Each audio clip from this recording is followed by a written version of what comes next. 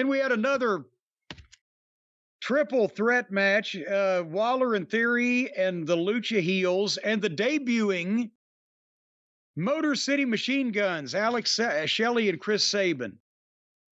And I like those kids. I worked with them at TNA 15 years ago. I hesitate to say anything good about anybody, again, because you never know what people have been up to. But nice, dedicated young men. They look great physically. They're in shape. I look forward to watching them in an actual real match where I could tell something about whether anybody can do anything or not. But they won this one, so apparently they're not in there just to be chopped liver. But somebody did mention when Alex Shelley and Chris Sabin just made their WWE debuts at the ages of, I think they said 41 and 42 or 41 and 43. And when Ricky Morton and Robert Gibson, the Rock and Roll Express, made their WWF debuts in 1993, they were 35 and 37. Oh, anyway. That's crazy for me to believe that Robert Gibson and Ricky Morton were younger then than I am now. Yes. That's crazy. Yes, they were.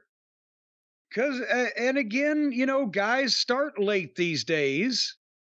They're in their early mid-20s by the time they even start in a business, so you don't think that they're as old, and then time passes more slowly when nobody's having any fun. But WWE bringing in an established tag team that has never done anything in WWE but has been around for over 10 years, what does that tell you about what they're thinking about their tag team division?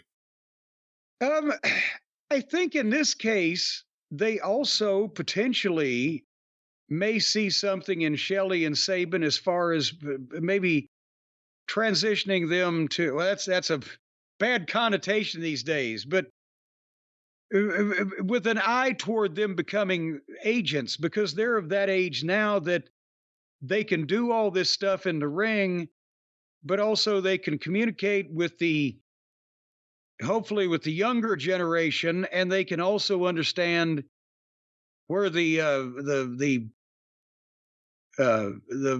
what's the word I'm searching for? The old folks are coming from, the old age home, retirement home, the nut house. No, would you stop it? I'm talking about The Office, but I mean that's what I meant. The previous generation, the man. The establishment. That's the word I was searching for. The fuzz, the establishment. They can talk to the executives, but they can also talk to the young people. So maybe they can be a conduit. That's probably what they're looking at also, I would think, or hope. Alex Shelley's one of those guys, and again, I know they're not big guys, but Alex Shelley always had an interesting look and an interesting charisma. I was always amazed or surprised, I guess, that he never did more. Because it seemed like for a while TNA was trying to do stuff with him before they were a tag team. Like I remember him doing stuff with like Nash. Like they were using him with top guys, and I don't know, there was something about him that was unique, and it never really went too far, it seemed like. Well, hold on here. There was the problem. They were doing something with Nash. Nash had a deal that either he was hurt and couldn't work, or had convinced them that it would be better if he didn't work and did this. I don't know. But he was working with the cruiserweight X division, whatever the fuck, the young guys, the same 6 guys that they would beat in revolving fashion every week that were the X division. But Nash was supposedly giving them advice and trying to mentor them and work with them or whatever. What it was a way for him to talk and get on TV without taking any bumps or do anything. And it just... Shelley was the most entertaining guy in that group. I think that's why you might remember him with Nash, but there were others in there as well, and it never did anything for them, and they never went anywhere after that. Because Shitstain didn't give 2 hoots about whether they did anything with those guys or not. And Jeff had just put them in a position, honestly, where they were just supposed to have the video game match, and a different guy would win every week. So it was just blah.